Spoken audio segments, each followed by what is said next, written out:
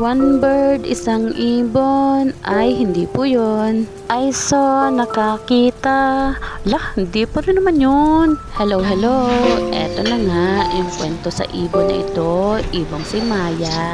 Itong si mother niya, gumawa ng bahay doon sa likod ng exhaust fan ng kitchen kung saan ako nagpo-work.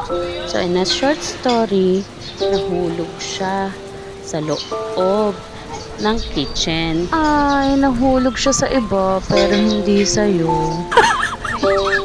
Siyempre, naawa ako. Hinanapan ko siya ng lagayan. Hanggang sa nakita ko, hinahanap siya ng mother niya. Kaya nilagay ko siya dyan para makita si baby bird. So, a few moments later, nag-chat si workmate at sinabi niya ang magandang balita. At dito ko masasabi, walang nanay na hindi gagawin ang lahat para sa anak talaga. So love your mother. Whatever happened, sa lahat ng mga nanay dyan, mami, mama, I love you. Thank you for everything. So hanggang dyan na lang po yung storytelling ko. Bye-bye!